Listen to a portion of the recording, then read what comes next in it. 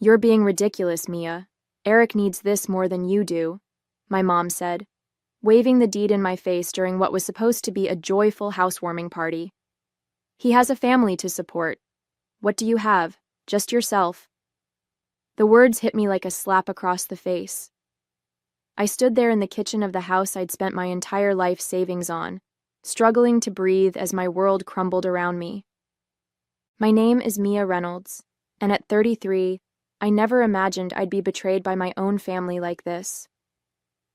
As a nurse at Memorial Hospital, I'd spent the last 10 years working double shifts, picking up extra hours in the ICU, and saving every penny I could. When my parents faced foreclosure on their old house, I stepped in with my life savings, $175,000, to help them buy a new place. The agreement was crystal clear. The house would be in my name since I provided the down payment. But apparently, agreements don't mean much to my family.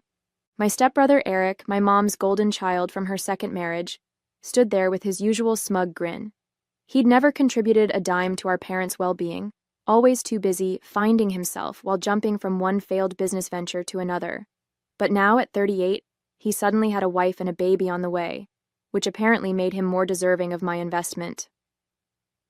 "We've already filed the paperwork," my stepdad George chimed in, not even looking me in the eye. "The house is in Eric's name now. You should be happy. You're helping your brother start his family." The casual way he dismissed my sacrifice made my blood boil. The beautiful colonial-style house I'd fallen in love with, the one I'd imagined as a gathering place for family holidays and celebrations, was being handed over to someone who hadn't earned it. Looking around the room at the faces of extended family and friends who'd come to celebrate, I could see the awkward glances and whispered conversations. My Aunt Sarah, who'd always been more of a mother to me than my own mom, stood in the corner shaking her head in disbelief. My best friend Rachel, who'd watched me work myself to exhaustion to save that money, gripped her glass so tight I thought it might shatter. "This isn't right," I managed to say, my voice trembling with a mix of anger and hurt. "That money was everything I had. We had an agreement." "Oh, stop being so dramatic," my mom sighed, rolling her eyes. "You're a nurse. You'll save it up again. Eric needs a stable home for his baby. It's not like you have anyone to provide for." That's when something inside me snapped. Years of being the responsible one, the reliable one, the one who always sacrificed for others, came crashing down. As I looked at their entitled faces, I knew this wouldn't end here. They had no idea what I was capable of when pushed too far. Growing up, I always knew I was different from Eric in my parents' eyes. After my dad passed away when I was 6, my mom remarried George within a year.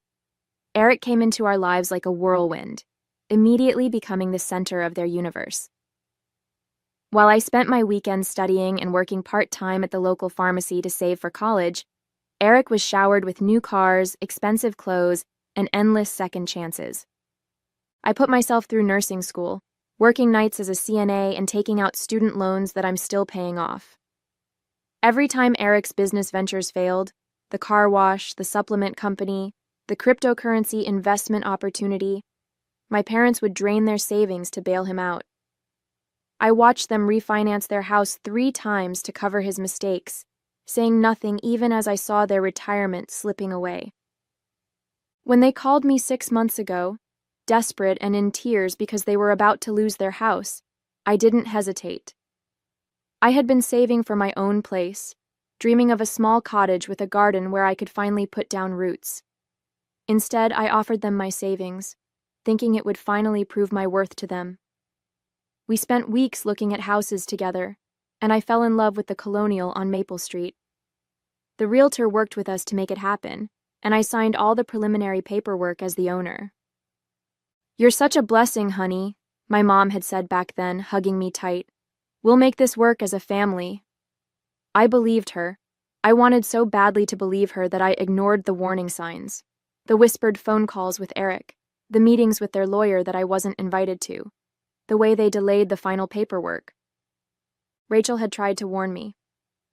"Mia, get everything in writing," she'd said over coffee one morning. "I don't trust them to do right by you." But I defended them, convinced that even if they favored Eric, They wouldn't steal from me. After all, what kind of parents would do that to their own daughter? The day before the housewarming party, I'd gone to Target and spent hours picking out new decorations for what I thought would be my investment property. I bought fluffy towels for the bathrooms, cheerful throw pillows for the living room, and a welcome mat that read, "Home Sweet Home." Now all those items felt like cruel jokes, scattered around a house that had been stolen from me. Standing in that kitchen, watching Eric parade around like he'd earned any of this, I thought about all the nights I'd worked in the ICU, the holidays I'd missed, the relationships I'd put on hold, the vacations I'd never taken, all to save that money. They hadn't just stolen my savings, they'd stolen years of my life. As the party continued around me, my head was spinning. Guests were starting to leave, offering awkward congratulations to Eric while avoiding eye contact with me. I sat alone at the kitchen counter, staring at my phone, when Rachel slid into the seat next to me. "You need to call Marcus," she whispered, referring to her brother who worked as a real estate attorney. "Something's not right about how they transferred the deed. They couldn't have done this legally without your signature." Just then, Eric walked by with his wife Jessica, talking loudly about their renovation plans. "We'll probably gut the kitchen first," he announced, running his hand along the granite countertop I'd helped pick out. "Maybe knock down a wall or two, really make it our own." My stomach lurched. Looking around the kitchen, I noticed the folder of paperwork my parents had shown me when we first made the agreement. It was still sitting on top of the refrigerator where Mom always kept important documents. While everyone was distracted by Eric's grand plans, I quietly grabbed it and slipped it into my bag. "I need some air," I told Rachel, heading for the back porch. Once outside, I pulled out the papers with trembling hands. There it was, the original agreement I'd signed, stating clearly that the house would be in my name in exchange for the down payment. Then I found something else. A letter from their lawyer dated just 2 weeks ago, warning them that transferring the deed without my consent could be considered fraud. My phone buzzed with a text from my mom. "Stop sulking outside. Come back in and be happy for your brother." That was the moment I knew what I had to do. This wasn't just about the money anymore. This was about standing up for myself after years of being pushed aside. With shaking hands, I texted Marcus. "Are you free tomorrow? I need legal help." His response came quickly. "Rachel told me what happened. Come to my office at 9 a.m. Bring all the paperwork you have." Walking back inside, I found my mom and George huddled with Eric in the living room, probably making more plans for my house. They looked up as I entered, their faces a mix of annoyance and dismissal. "Finally decided to stop being dramatic?" my mom asked, raising an eyebrow. I managed a small smile, surprising them. "Actually, I want to thank you," I said calmly. "You've helped me see things very clearly." They exchanged confused looks, clearly expecting more tears or pleading. But I was done pleading, done being the reliable daughter who always came through while getting nothing in return. As I grabbed my purse to leave, I heard Eric laugh and say, "See? She's fine. She'll get over it." I turned back one last time. "No, Eric, I won't get over it. But you'll wish I had." The next morning, I sat in Marcus's office clutching a coffee cup to steady my nerves. He reviewed the documents spread across his desk, occasionally making notes and shaking his head. After what felt like hours, he looked up at me with a slight smile. "Mia, they really messed up here," he said, holding up the lawyer's warning letter. "The deed transfer isn't just questionable, it's fraudulent. You provided the down payment, signed the initial paperwork, and there's clear documentation of the agreement. They can't legally give away a house that was meant to be yours." "But they already did," I replied, my voice cracking. "The deed is in Eric's name." "A fraudulent transfer can be reversed," Marcus explained, reaching for his phone.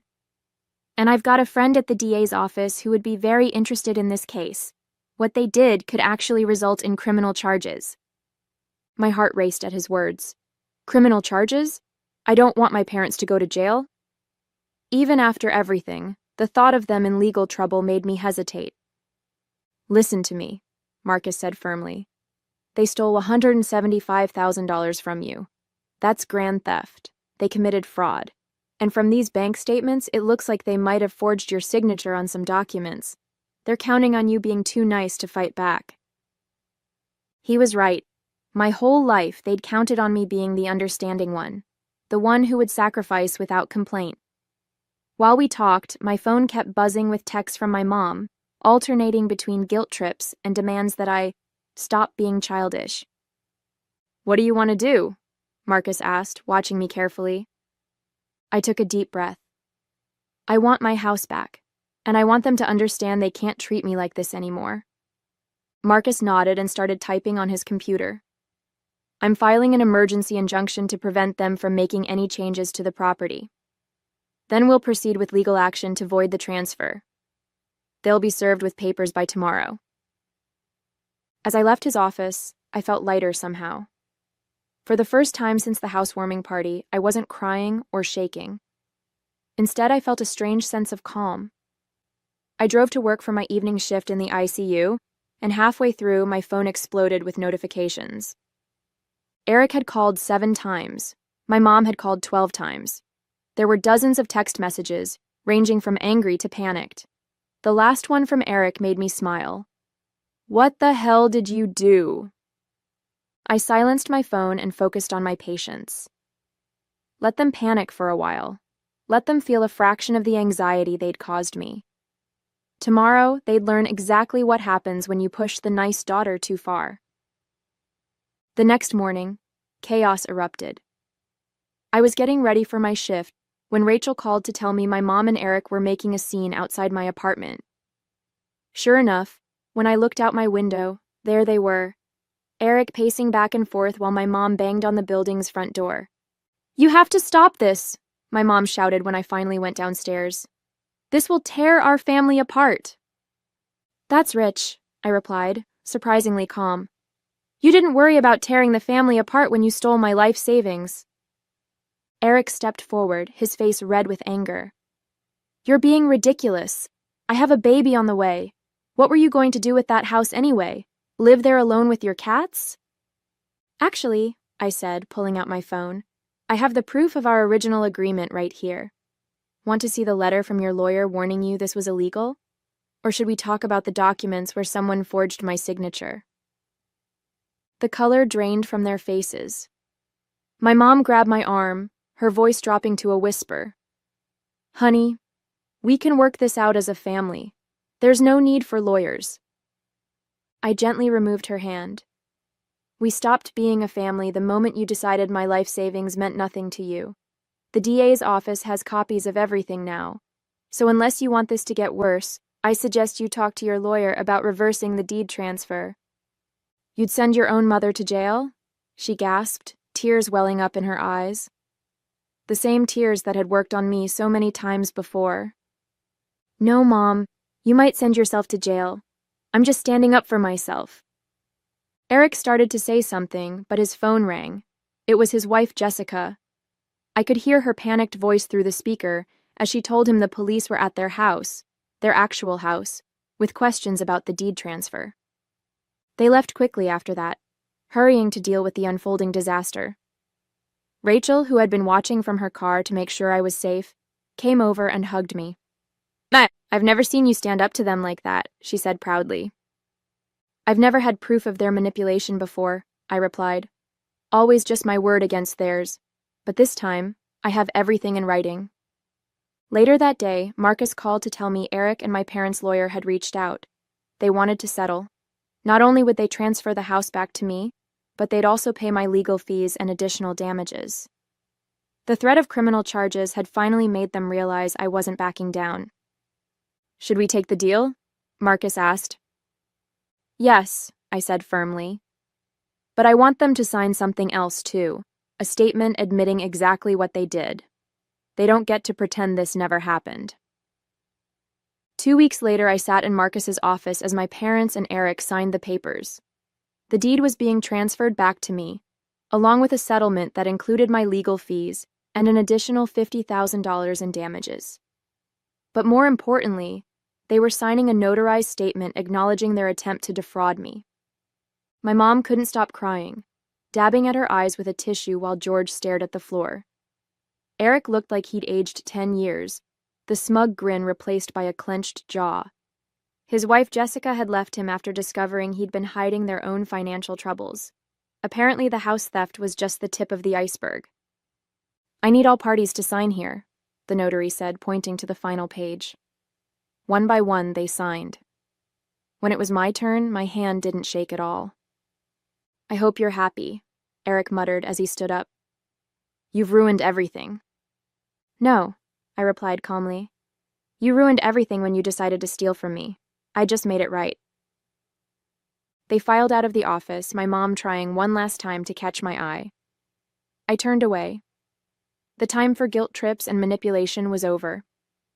Marcus handed me the new deed with a smile. "Congratulations, the house is officially yours." But I had one more surprise for them. "Actually," I said, pulling out another set of papers, "I'd like to sell it." My family had already spread the word about their misunderstanding with the house, trying to save face with relatives and friends.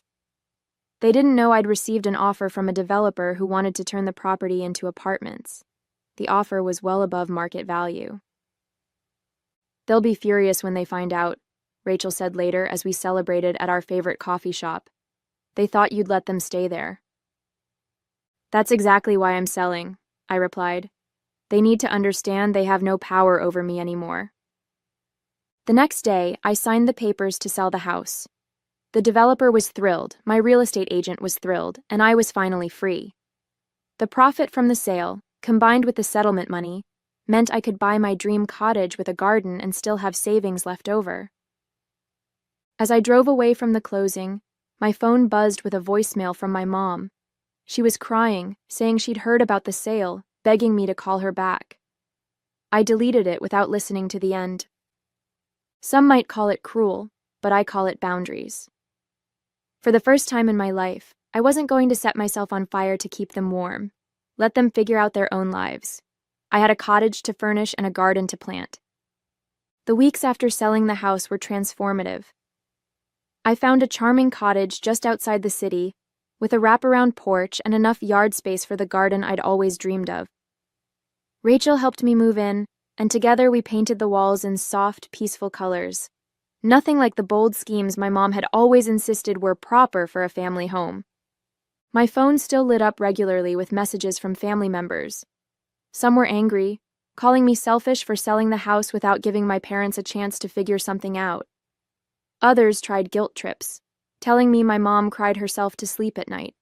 My Aunt Sarah was the only one who stood by me, telling the others they should be ashamed for what they'd done. "I ran into your mom at the grocery store," Sarah told me over Sunday brunch.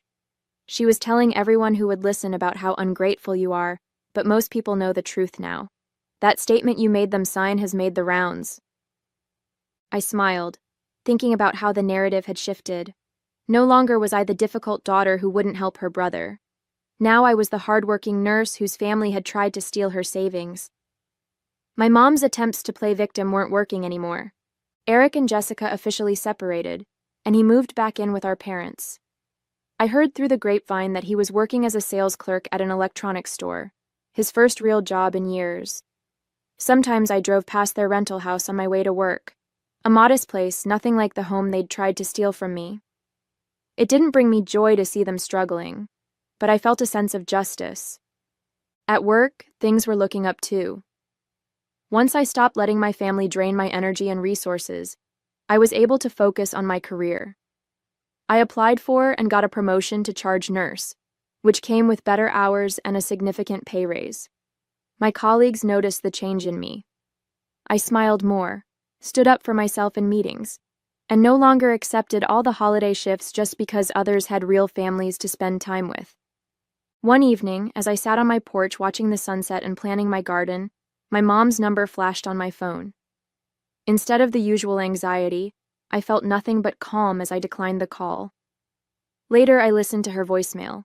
She was asking if I would help Eric with rent money, since things were so hard for him right now. I deleted the message and went back to my gardening catalog. I'd ordered seeds for tomatoes, cucumbers, and my favorite, violets. The flower beds were already prepared, the soil rich and waiting for new life. In a way, it felt like a metaphor for my own life. I'd cleared out the weeds of toxic relationships and was ready to grow something beautiful.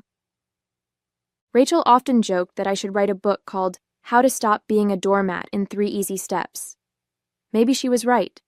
All it took was losing my life savings, standing up to my family, and finally putting myself first. Simple, really. 6 months after selling the house, my life had settled into a peaceful rhythm. My garden was thriving, with the first tomatoes ripening on the vine and violets blooming in neat rows. I'd made friends with my neighbors, joined a local book club, and even started dating again. Something I'd put off for years because my family demanded so much of my time and energy. The family drama hadn't completely disappeared, but I'd learned to manage it differently. My mom still tried to reach out regularly, especially when they needed money. Each time, I stuck to my boundaries. "I'm not in a position to help," I'd say calmly, no matter how many tears or guilt trips followed. The phrase became my shield, protecting me from their manipulation. Eric's situation had gotten worse. Jessica filed for divorce, and the baby, my nephew, lived primarily with her. She discovered Eric had taken out credit cards in her name, leaving her with massive debt. When she came to me for advice, I connected her with Marcus, who helped her navigate the legal mess. It felt good to help someone who genuinely deserved it. One Sunday morning, while I was tending to my garden, a familiar car pulled into my driveway. My mom stepped out, looking older and more tired than I remembered. She'd shown up unannounced, probably hoping to catch me off guard. "Your garden is beautiful," she said softly, hovering by the fence. "You always did have a way with plants." "Thank you," I replied, continuing to work with my plants. "But you shouldn't be here without calling first." I know. I miss you, honey.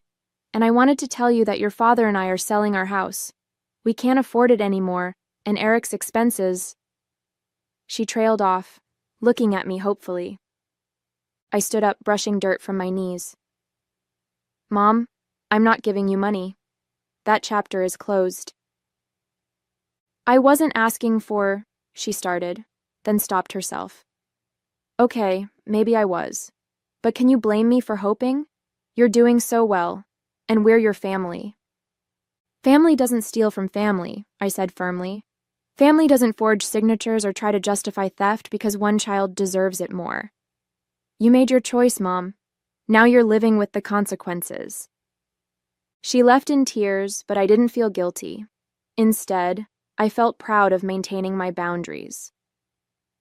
Later that evening, I hosted a small dinner party for Rachel, Sarah, and some friends from work. As we sat on my porch drinking wine and watching fireflies dance in my garden, I realized something profound. This was what family really looked like. It wasn't about blood or obligation. It was about choice, respect, and genuine care for each other. "To boundaries," Rachel toasted, raising her glass with a knowing smile. "To growth," I added, thinking of my flourishing garden and my even more flourishing spirit. A year has passed since I stood up to my family, and the transformation in my life still amazes me. My cottage has become a sanctuary, filled with peace and warmth that I never felt in my family's presence. The garden produced so many vegetables last summer that I started donating extras to the local food bank. Sometimes I think about how my mom used to mock my obsession with gardening, calling it a waste of time. Now it brings me joy and helps others too. My career has flourished without the constant drain of family emergencies. I was recently promoted to nursing supervisor, and my colleagues often comment on how much more confident I've become. I no longer apologize for taking vacation days or saying no to extra shifts when I need rest. Setting boundaries at home taught me to set them everywhere else, too. Rachel jokes that I'm becoming a bit of a local legend at the hospital.